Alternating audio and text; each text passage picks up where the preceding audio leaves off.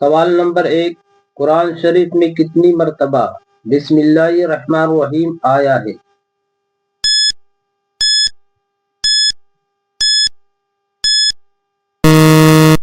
اس کا صحیح جواب ہے 114 ہے، لیکن سورہ توبہ کے شروع میں بسم اللہ الرحمن الرحیم نہیں ہے، لیکن سورہ نمل کے شروع میں بسم اللہ اور بیچ میں بسم اللہ ہے۔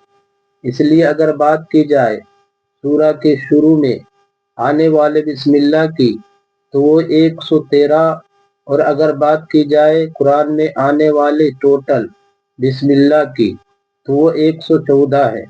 سوال نمبر 2، کون سا جانور شیطان کے تھوک اور آدم علیہ السلام کی مٹی سے بنا ہے؟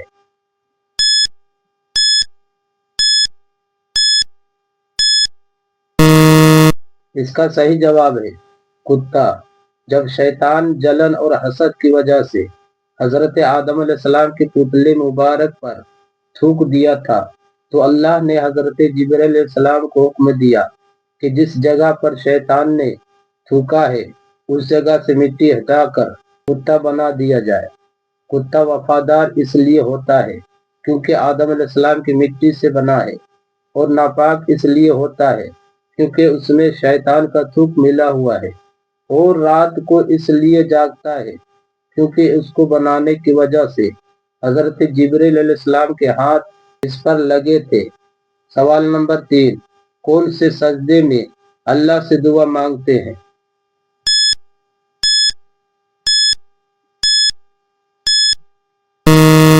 اس کا صحیح جواب ہے نفل نماز کے سجدے میں اللہ سے دعا مانگتے ہیں۔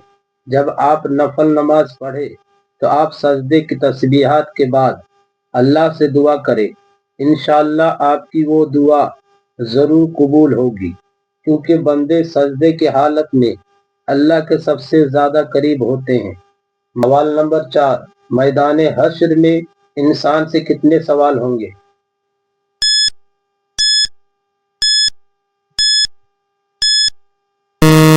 اس کا صحیح جواب ہے میدان حشر میں انسان سے 5 سوال کیے جائیں گے، جن کا جواب دیے بغیر کسی بھی انسان کا قدم اس جگہ سے ہٹ نہیں سکتا، اور سوال کرنے والا اللہ ہوگا۔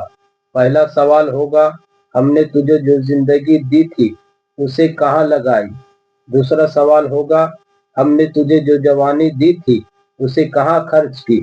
یاد رکھیے جوانی کا سوال الگ سے اس لیے ہوگا کیونکہ جوانی ایسا وقت ہے انسان نیکیوں میں بھی آسمان تک پہنچ سکتا ہے اور گناہوں میں بھی آسمان تک پہنچ سکتا ہے، اور اللہ کو جوانی کی عبادت بہت پسند ہے۔ جوانی کا ایک سجدہ بوڑھاپے کے 70 سجدے سے بہتر ہے۔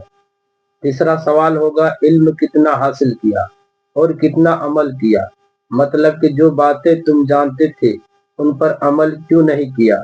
چوتھا سوال ہوگا، مال کہاں سے کمایا، حلال طریقے سے یا حرام طریقے سے؟ پانچواں سوال ہوگا، جو مال تمہارے پاس تھا اس میں سے کتنا اللہ کی راہ میں خرچ کیا؟ ہر انسان کو ان سوالوں کا جواب اللہ کو دینا ہوگا۔ جب تک جواب نہیں دے گا تب تک وہاں سے ہٹ نہیں سکتا۔ اللہ ہمیں ان سارے سوالات کا جواب صحیح دینے کی توفیق عطا فرمائے، آمین ثم آمین۔